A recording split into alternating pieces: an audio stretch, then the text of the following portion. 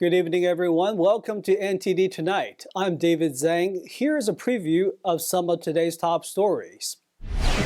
No House Speaker yet. After the first official vote, Jim Jordan fell short of the votes needed on the first ballot. What's next on the quest for House Speaker? Treasury Secretary Yellen says the U.S. can fund two wars. The Biden administration offers support to Ukraine and Israel. Illegal immigrants released onto city streets, and border officials say they are overwhelmed. We'll have more on what's happening at the southern border. U.S. House Republicans are yet again forced to vote on multiple ballots for House Speaker. The first official floor vote failed to give GOP's nominee Jim Jordan the gavel, but the House is planning to hold a second round of voting Wednesday morning. Representative Jordan won the support of 200 Republicans in the first round, and all 212 House Democrats voted for Minority Leader Hakeem Jeffries of New York. Jordan met with a number of allies to sway key holdouts after the early Tuesday vote. The 20 Republicans who voted no either named other candidates or wanted to show their protest but say will back Jordan in later votes. Without a speaker, the House remains at a standstill and unable to proceed with other business. The New York fraud case had a repeat visitor today, former President Trump. NTD's legal correspondent was at the courthouse when he arrived. Former President Trump returns to the New York courtroom for the financial fraud case brought by Attorney General Letitia James. He's watching the state continuing to ask witnesses questions about the valuations of his properties. Trump was expecting to see his former attorney Michael Cohen on the witness stand Tuesday, but Cohen said he couldn't come. He said in a social media post, "I'm not bowing out. I'm not nervous to testify. I'm not being paid off. I have a medical issue that I need to attend to." Trump came anyway. Attorney General Letitia James has accused Trump of committing fraud by inflating the value of his assets. Outside the courtroom Tuesday, Trump said this. This is a disgraceful situation. This is an Attorney General, Letitia, that went out and campaigned on, "I will get Trump. I will get Trump no matter what, I'll get Trump." Cohen is a key witness in the case. He testified before Congress in 2019 that Trump inflated his wealth. It is believed this testimony sparked the investigation into Trump's finances. Instead of Cohen, the state questioned real estate appraiser Douglas Larson. Larson answered questions about appraisals he conducted on Trump properties. He refuted testimony given by Trump's controller, Jeff McConney.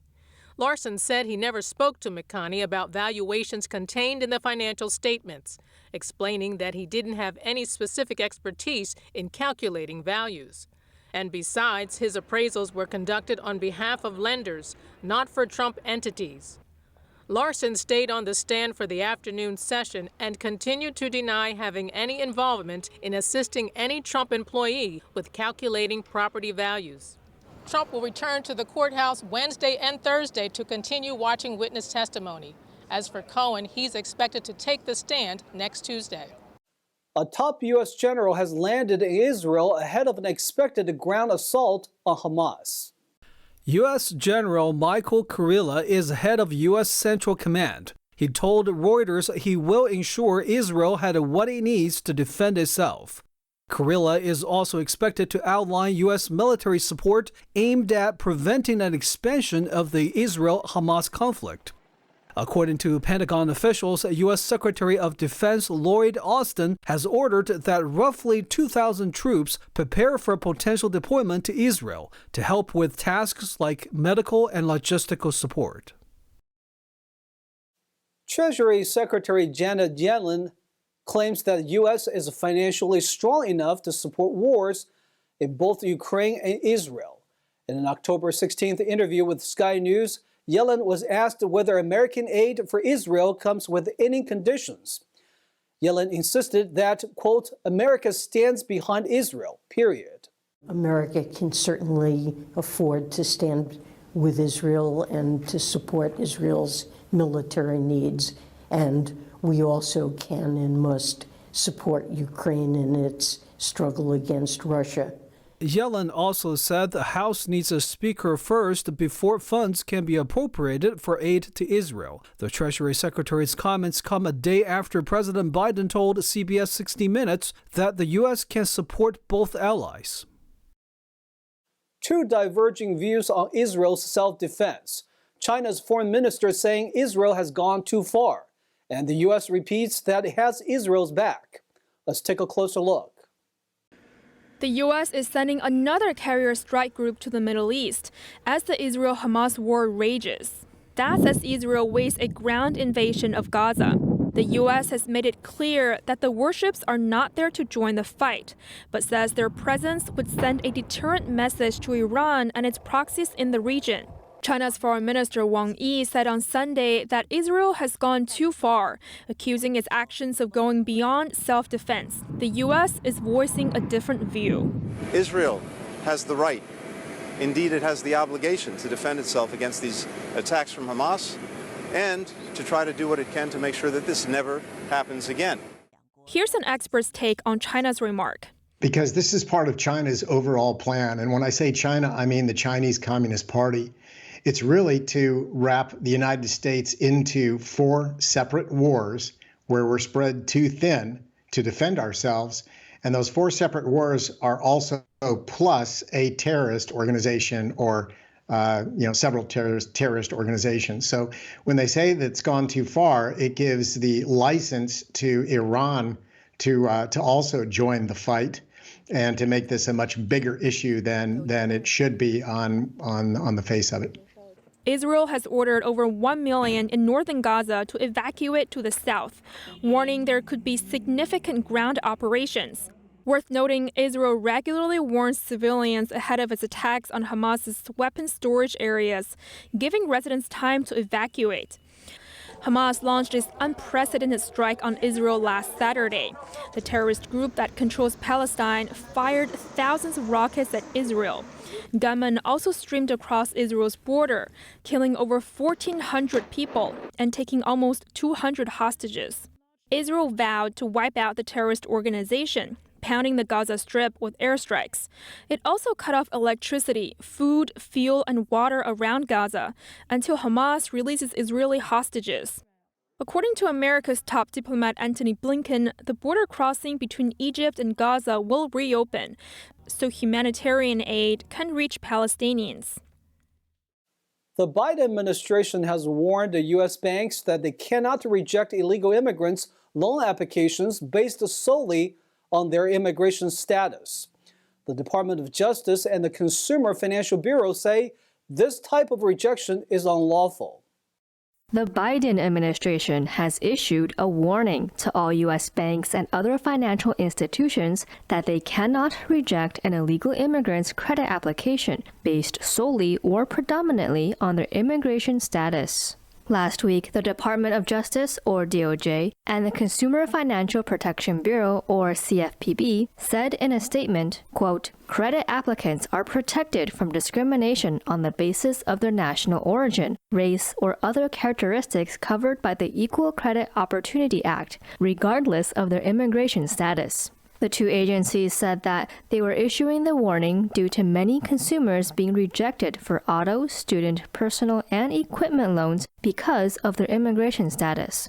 But former U.S. Attorney Bud Cummins objected to the warnings. He wrote on X, quote, "DOJ and CFPB tells banks it might be illegal to refuse a loan to people who broke federal law to reach the bank," and added that the increase in illegal immigrants needs to stop. It is unclear whether any banks or financial institutions intend to challenge the DOJ's and CFPB's interpretation of the law regarding the provision on loans to illegal immigrants. At the California-Mexico border, hundreds of illegal immigrants are getting released onto city streets. The influx is overwhelming authorities. U.S. Customs and Border Protection has released thousands of illegal immigrants on streets in the San Diego area the past month. This includes about 1,000 in the beach town of Oceanside. The agency says they are overwhelmed by record numbers of people from around the world trying to enter the country at the southern border. Now, humanitarian organizations and volunteers are welcoming the people and helping them reach their destinations in other states. They are providing basic necessities like hot meals, guidance, and in some cases, temporary housing. Everybody's starving when they come out of Border Patrol custody, so we have that to meet that basic need. We have a tent that's just for families that have been separated.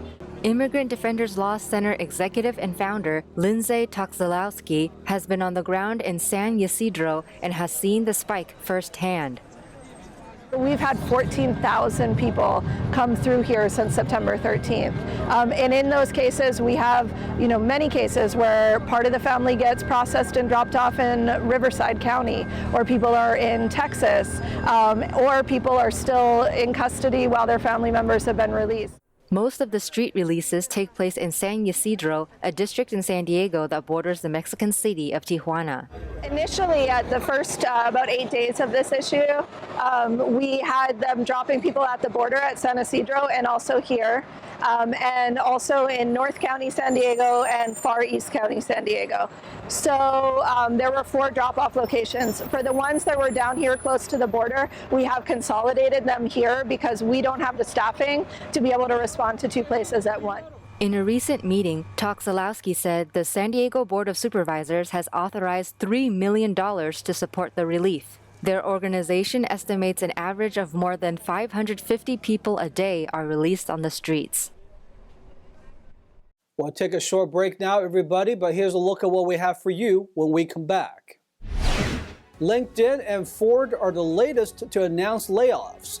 We have more on why our hundreds of workers are being let go of this year. A $600 million scheme and catalytic converters are stolen. A California family pleads guilty to the crimes. An endangered bird getting an immunization shot. Veterinarians hope the jab will protect the birds from a deadly avian influenza. Those stories and more coming up on NTD Tonight.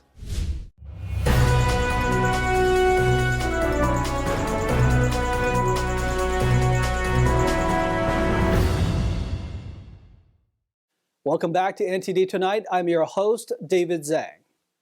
Tech and automotive giants slash more jobs. LinkedIn and Ford joined the hundreds of thousands of layoffs in early 2023. NTD's Stephanie Secal has the latest. LinkedIn, owned by Microsoft, is cutting nearly 700 jobs in various departments despite recent revenue and user growth. The company says it's part of a restructuring effort. Microsoft itself had announced 10,000 job cuts in January, reflecting economic uncertainty. Meanwhile, Ford reduced 500 positions, partially due to the United Auto Workers strike, and cut 700 jobs at an electric vehicle facility. This comes amid an overall trend of layoffs in the manufacturing and tech sectors in the U.S. and ongoing concerns about a potential economic downturn. A staggering 136,000 employees were let go during the initial 3 months of 2023 in substantial U.S. job cuts. Forbes tracking data reported that these statistics surpassed the total from the previous 2 fiscal quarters, with significant reductions in staff occurring mainly at Amazon, Google, Meta, and Microsoft. Stephanie Secal, NTD News. A police department in the Bay Area is going to be under reform after a history of controversial officer-involved incidents. California's Attorney General and the Department of Justice will conduct an oversight and monitor it in the next 5 years. Attorney General Rob Bonta announced on Monday a reform in the Vallejo Police Department. The department is under a 5-year court oversight and must complete 45 police reforms. It is designed to strengthen accountability, police policies, and practices. At its core, this new agreement is about building and strengthening trust between the Vallejo Police Department and the communities it serves. It's about correcting injustices and enhancing public safety for all people in Vallejo. It's about ensuring that the Vallejo Police Department listens to the people they serve and upholds their civil rights and their constitutional rights. It's about adding oversight by the courts to ensure accountability. Under the agreement, an oversight and reform evaluator will ensure that the city and police department will promote public safety, reduce unlawful uses of force, eliminate racial and identity disparities, strengthen accountability systems, continue to increase support for officers, and protect the rights of the people of Vallejo. The agreement builds on top of a memorandum of understanding that began in 2020 but expired in June. It's the goal of the city of Vallejo and the Vallejo Police Department to continue to build the progress made to date, to strengthen our relationships and advance our efforts to build trust with the community. The Vallejo Police Department is committed to the completion of the remaining original 45 recommendations and the additional recommendations under this new agreement. Vallejo has had a history of controversial officer-involved shootings and other scandals. There have been calls for oversight of the police department.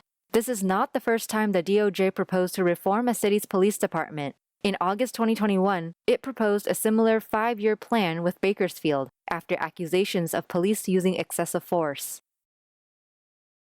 A $600 million scheme. One California family's involvement in a catalytic converter heist comes to light when 3 of its members plead guilty. NTD's Christina Corona has more on the story. A California family pleaded guilty Monday to conspiracy in a scheme that transported stolen catalytic converters valued at $600 million from California to New Jersey. According to a statement from the U.S. Attorney's Office, brothers Tu Su Vang, 32, and Andrew Vang, 28, along with their mother, Monica Moa, 58, were involved in a national network of thieves, dealers, and processors who provided the stolen auto anti-smog devices to a metal refinery for more than $600 million. Prosecutors have charged a total of 21 individuals from California and New Jersey in connection with this case. The 3 family members from Sacramento pleaded guilty to their involvement in transporting these devices and received over $38 million in return. Christina Corona, NTD News, California. The endangered California condor is getting a new vaccine. Veterinarians hope it will help protect the birds from the deadly avian influenza. Antibodies were found in the early results of a historic new vaccine trial. It is expected to give endangered California condors at least partial protection from the deadliest strain of avian influenza in U.S. history. This is a vaccine developed for the poultry industry that we're trying to see if it's safe for the California condors. So these are the trials, sort of the safety trials for these birds. Experts have spent the past 40 years trying to prevent the extinction of the iconic vulture with a 10-foot wingspan. The wild population has dropped to fewer than 350 condors spanning from the Pacific Northwest to Baja California, Mexico. The bird flu threatens to set conservation efforts back at least a decade. So anything that we can do to try to prevent serious disease in any zoo bird, but especially highly endangered birds like the California condor, is really a tremendous step forward. You know, as a veterinarian, for me, this is something that I feel honored to be participating in, because this is literally the first step towards possibly protecting these highly endangered birds against what can be an often fatal disease. The California condor is the only bird in the U.S. that has been approved for the new emergency use bird flu vaccine. It was administered this summer during a trial in facilities in Los Angeles, San Diego, and Oregon. Authorities launched the study following the deaths earlier this year of 21 free-flying condors in Arizona. While most of the vaccinated condors will be released into the wild by the end of the year, the government is awaiting results before deciding whether free-flying condors should be captured and inoculated. Officials already vaccinate condors in captivity and in the wild for West Nile virus. The NFL just completed Week 6, but unfortunately there were quite a few injuries for star players around the league. Here's NTD's Tyler Castillo with the latest. Lots of injuries happened to important players around the league. Let's dive in. Let's start with the 49ers. They played against the tough Browns defense to experience their first loss. Unfortunately, players such as Christian McCaffrey and Deebo Samuel were injured during the game. McCaffrey suffered an oblique injury. Here they scheduled an MRI on him yesterday. This, however, wasn't able to stop CMC from scoring in his 15th straight game, tying the NFL record. Deebo Samuel suffered from a shoulder injury where he received x-rays and an MRI. The 49ers are optimistic that both players can return for Week 7.